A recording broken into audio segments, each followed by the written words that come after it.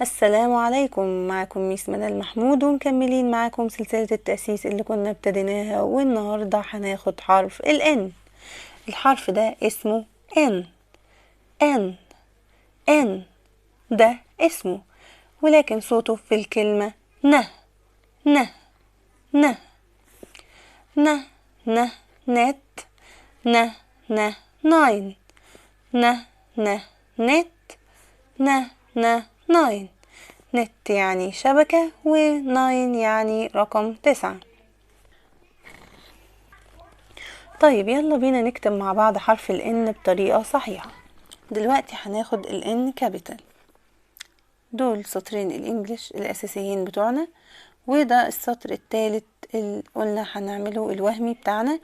هنعمل خط مستقيم بين السطر ده يوصل للسطر الثالث اهو كده، تمام. ادي خط مستقيم بيمر بالثلاث سطور بتوعنا، وبعدين هنعمل خط منحني من هنا ينزل لحد السطر الاخير، ومن هنا زي ما احنا واقفين نطلع بخط مستقيم تاني. تعالوا نعملها كمان مرة.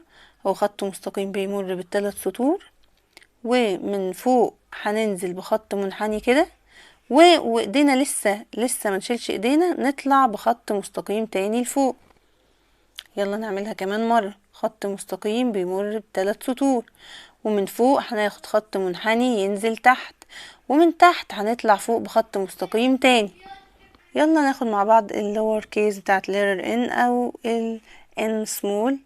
هنعمل خط بيمر بالسطرين الانجليش بس، مش هناخد السطر الثالث اهو كده، خط صغير، وبعدين هناخد زي منحنى يلمس السطر اللي فوق وينزل.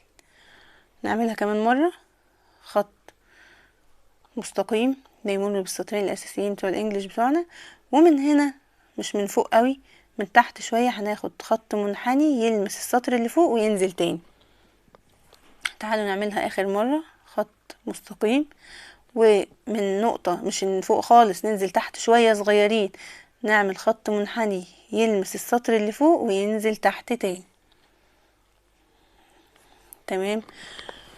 وده كان حرف ال N معانا، واستنوني ان شاء الله في الفيديو الجاي هناخد حرف ال O.